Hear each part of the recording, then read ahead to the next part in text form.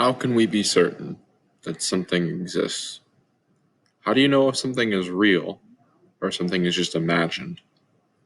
Here's a picture of a famous mountain in Japan, Mount Fuji, the largest mainland mountains that exist for them. Some people look at the mountain and see the reflection of it in the lake. The question is there one mountain or two mountains? Is that reflection real? Well, it can't be touched, doesn't actually tangibly take up any space, but when you look, you can see it. So does it exist or is it not? Now, Swiss mathematician Leonhard Euler and German mathematician Carl Friedrich Gauss popularized the use of something called imaginary numbers, numbers that aren't real.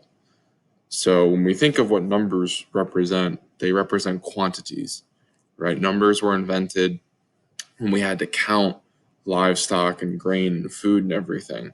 So what exactly is an imaginary number? Well, imaginary numbers are represented by the letter I, which I stands for imaginary, and what it represents, each I represents the square root of -1. So the key thing here is the square root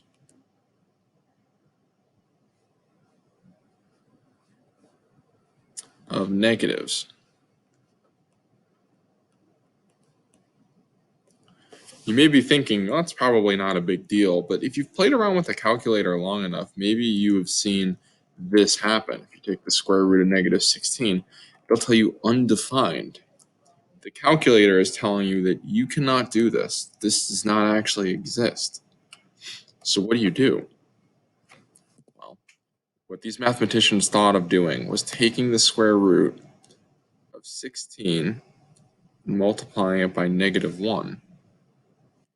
From there, you get the square root of 16 times the square root of -1. Well, if the square root of -1 is I, and the square root of 16 is plus or minus 4, it means the answer is plus or minus 4i. And this is a complex number. These numbers are imaginary. They don't actually exist.